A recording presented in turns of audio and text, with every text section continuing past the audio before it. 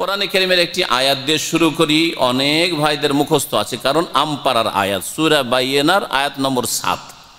আর তারপরে 15টি বৈশিষ্ট্য বলবো। এই বৈশিষ্ট্যগুলি যদি আপনাদের মধ্যে থাকে তাহলে আপনারা ভালো মানুষ, আর এই গুণগুলি যদি না থাকে তাহলে ভালো মানুষ না, তার বিপরীত কিছু আপনি। মহান আল্লাহ ইরশাদ করেছেন, ইন্নাল্লাযীনা আমানু ওয়া আমিলুস সালিহাত, নিশ্চয়ই যারা ঈমানদার, যারা বিশ্বাসী, ওয়া আমিলুস সালিহাত, ঈমানের সাথে সাথে যারা সৎকর্মশীল, ভালো কাজগুলি করে। একটি ভালো কাজের কথা আল্লাহ বলেননি, ওয়া আমিলুস সালিহাত বহু বচন আল্লাহ বলেছেন। নেক কাজ, ভালো কাজ অনেক আছে, ভালো কাজগুলি করে ঈমানের সাথে সাথে, তাদের সম্পর্কে এই ভাষায় অনেকগুলি আয়াত আছে। তারপরে বিভিন্ন কথা আল্লাহ পাক বলেছেন, যারা ঈমানদার ভালো কাজ করে তাদের জন্য জান্নাত রয়েছে, তারাই সফল কাম, তারা এই। এর মধ্যে এখানে আল্লাহ বলছেন এই আয়াতে, সূরা বাইয়িনার আয়াত নম্বর 7, উলাইকা হুম খায়রুল বারিয়া, যারা ঈমানদার আর যারা ভালো কাজগুলি করে। ভালো কাজ করার দুটো দিক আছে, ভালো কাজ করার দুটো দিক আছে। একটা হচ্ছে যেই কাজগুলিকে আল্লাহ ভালো বলেছেন, তার রাসূল সাল্লাল্লাহু আলাইহি সাল্লাম ভালো বলেছেন, সেই ভালো কাজগুলি করে। যেই কাজগুলিকে আল্লাহ বা তার রাসূল সাল্লাল্লাহু আলাইহি সাল্লাম মন্দ কথা কাজ বলেছেন, সেগুলি থেকে বেঁচে থাকে। আর তার সাথে সাথে মানুষের বিবেকে যেই আচরণটাকে, আচরণের ক্ষেত্রে, মুআমালাতের ক্ষেত্রে, লেনদেনের ক্ষেত্রে, আখলাক চরিত্রের ক্ষেত্রে যেই আখলাক চরিত্রকে খারাপ মনে করা হয়, সেই খারাপ আখলাক চরিত্র থেকে বেঁচে থাকে। আর যেই আচার আচরণ ব্যবহারকে ভালো মনে করা হয় সে জনগণের মাঝে, সেই ভালো আচার আচরণ গ্রহণ করে। এই হচ্ছে ভালো কথা কাজ। তো আল্লাহ রাব্বুল আলামিন বলছেন, যারা ঈমানদার এবং ভালো কথা কাজে অংশ নেই তারা হচ্ছে খায়রুল বারিয়া, উলাইকা হুম খায়রুল বারিয়া, তারা হচ্ছে সৃষ্টি জগতের সেরা, সৃষ্টি জগতের সেরা তারা। বারিয়া শুধু মানুষ না, বারিয়া মানে আল্লাহর মখলুক, যে কোনো মখলুক, মানুষ হোক, জিন হোক, ফেরেশতা মালাইকা হোক, কারণ মালাইকাই শ্রেষ্ঠ, তাদের দ্বারা পাপ হয় না। আর জিনদের মধ্যে ভালো জিনও আছে, আল্লাহর নেক বান্দাও আছে, অসৎও আছে। মানুষের মধ্যে আল্লাহর নেক বান্দাও আছে, ভালো মানুষ আছে, আবার খারাপও আছে। এছাড়াও নিষ্পাপ জীবজন্তু আছে, যাদের কোনো পাপ হয় না, কিন্তু তারা অন্য অন্য পশু পাখি। আল্লাহ সমস্ত মাখলুকাতের মধ্যে শ্রেষ্ঠ কাকে বলছেন? যারা ঈমানদার আর তার সাথে সাথে যারা সৎকর্মশীল, ভালো কাজগুলি করে। তাহলে বোঝা গেল যে আপনি যদি ভালো মানুষ হতে চান তাহলে আপনাকে প্রথম ঈমানদার হইতে হবে। ঈমান মানে ঈমানের সংজ্ঞা আপনাকে বুঝতে হবে। ঈমানের সংজ্ঞা বুঝে ঈমানের মধ্যে যে ইতিবাচক বিষয়গুলি রয়েছে সেগুলি আপনার মধ্যে থাকতে হবে।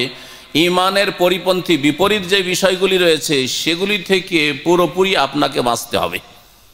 ঈমানের পরিপন্থী বিষয় বুঝে, ঈমানের একটা দিক হচ্ছে তৌহিদ, তৌহিদ আল্লাহর একত্ব, তাহলে তৌহিদ পূর্ণমাত্রায় আপনার মধ্যে থাকতে হবে। আর যার মধ্যে যত সুন্দর তৌহিদ আছে তত ভালো মানুষ সে। ঈমানের তৌহিদ যখন একটা বড় দিক, গুরুত্বপূর্ণ দিক, প্রথম দিক, তাহলে তার বিপরীতটা মনে রাখতে হবে। তৌহিদের বিপরীত হচ্ছে শিরক। তাহলে শিরক থেকে পুরোপুরি বাঁচতে হবে ভালো মানুষ হইতে হইলে।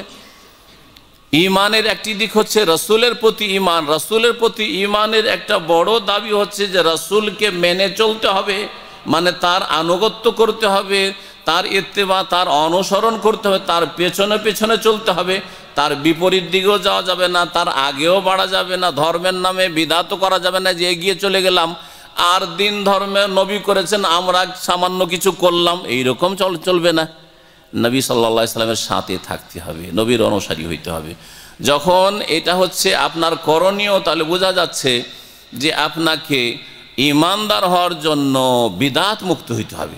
তাহলে বিদআতই ভালো মানুষ না, যতই দাড়িওয়ালা মানুষ হোক না কেন, আর যতই তাহাজ্জুদ গুজার মানুষ হোক না কেন, আর যতই মুসল্লি হোক না কেন, আর যতই আপনার জনকল্যাণমূলক কাজ করেওয়ালা হোক না কেন, সে ভালো মানুষ নয়। কারণ তার ঈমানেই ত্রুটি আছে, যেটা হচ্ছে প্রথম বিষয় ভালো মানুষ হওয়ার জন্য।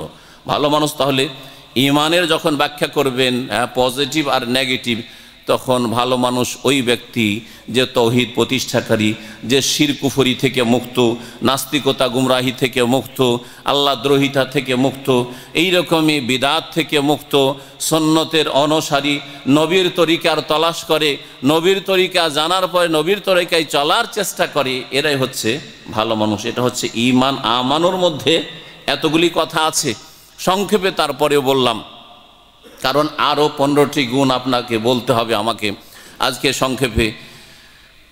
আর তার সাথে সাথে ভালো কাজগুলি করলো, যতগুলি কাজ আল্লাহকে রাজি করতে পারে সেগুলি হচ্ছে ভালো কাজ।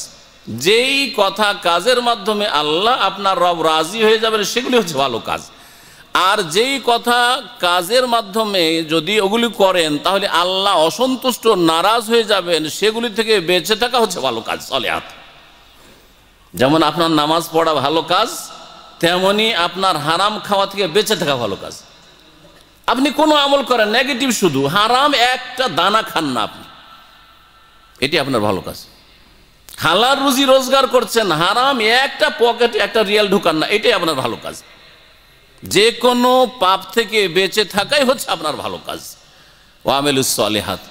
তাহলে ঈমানের সাথে সাথে যখন আপনি যেগুলি ভালো কাজ করণীয় সেগুলি করবেন, যেগুলো মন্দ কথা বেঁচে থাকবেন, যেগুলি আল্লাহকে নারাজ করে সেগুলি থেকে বেঁচে থাকবেন, তাহলে আপনি সৃষ্টির সেরা হয়তো খাইরুল বারিয়া, সবচাইতে ভালো মানুষ, সবচাইতে ভালো মানুষ। এই জন্য আল্লাহ পাক রব্বুল আলমিনের কাছে মুমিন সৎকর্মশীল বান্দা সবচাইতে ভালো মানুষ। আর সবচেয়ে ভালো ইমানদার আর সবচেয়ে বেশি ভালো আমলকারী হচ্ছেন আম্বিয়া রসুলগণ, ঠিক না বে ঠিক? ভুল বলছি নাকি? সবচেয়ে ভালো ইমানদার কারা? ওলিরা না নবীরা?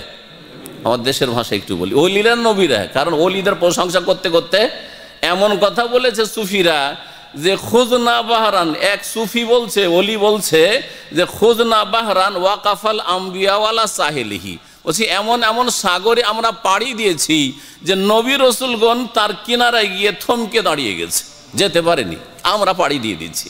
তাহলে কি বোঝা গেল? কি শিখাই? বেলায়েতে কি শিখাই? সুফিজমে কি শিখাই? পীরতন্ত্রে কি শেখায়? যে নবী রসুল আদম, নো, মুসা, ঈসা, মোহাম্মদ রসুল্লাহ চাইতে শ্রেষ্ঠ হচ্ছে জিলানি আর চিস্তি, ঠিক না? এটাই কি আপনার ধর্মকর্ম? এটাই কি কোরআনের শিক্ষা? না, কখনো না। কোরআনের শিক্ষা হচ্ছে যে আল্লাহ পাকের পুরস্কৃত মিনান নবীনা, আগে নবীদের কথা বলেছেন, তারপরে সিদ্দিকিনদের কথা বলেছেন, তারপরে সোহাদার কথা বলেছেন, সোহাদা শহীদ যারা হয়েছে, আর ওলামা।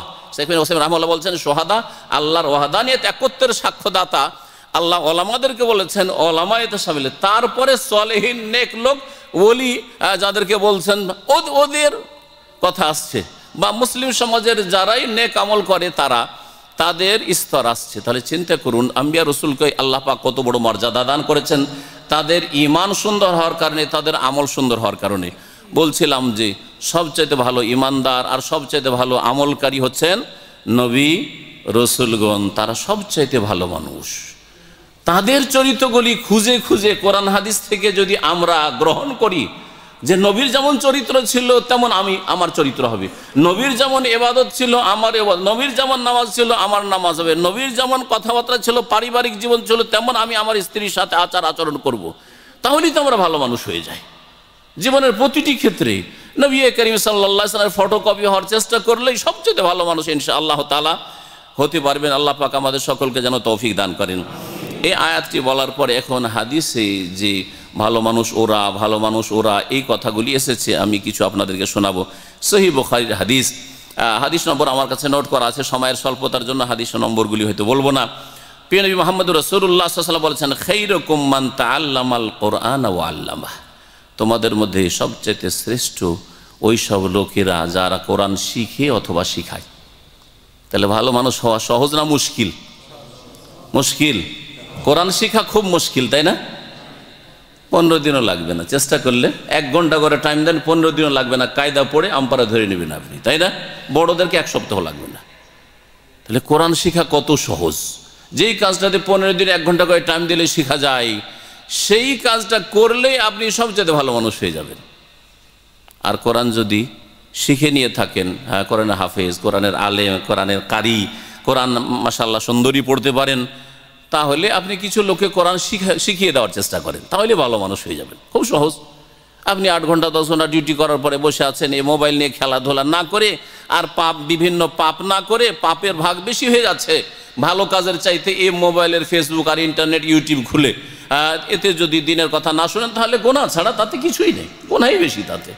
এই না করে যদি 1 ঘন্টা করে সময় দেন, মহল্লাতে যেখানে আপনি আছেন, ভাই যারা কোরআন শিখবেন ফ্রি কোরআন আল্লাহর হস্তে কোরআন শিখিয়ে দেবো, আপনাদের কিছুই লাগবে না। কত লোক আগ্রহের সাথে কোরআন শিখতে আসবে, পয়সা দিয়ে কোরআন শিখতে চায় অনেকে। তাহলে আপনি যদি এইভাবে কোরআন শিখিয়ে দেন, তাহলে কত ভালো মানুষ হয়ে গেলেন। সহজ সহজ। খায়রুকুম মান তাআল্লামাল কোরআন ওয়া আল্লামা। উসমান রাদিয়াল্লাহু তাআলা আনহু সবসময় তেলাওয়াত করতে থাকেন, তেলাওয়াত করতে, এমনকি তার শাহাদাতও কোরআন তেলাওয়াতের সময় হয়েছে। তিনি শহীদ হয়েছেন ওই সময় কোরআন তেলাওয়াত, ফাসায়াকফিকাহুমুল্লাহ ওয়া হুয়াস সামিউল আলিম, সূরা বাকারা আয়াত পাঠ করছিলেন, ওই সময় তিনি শাহাদাত বরণ করেন রাদিয়াল্লাহু তাআলা আনহু, কোরআন তেলাওয়াত করতে থাকলেন। তিনি এই হাদিসে বর্ণনাকারী।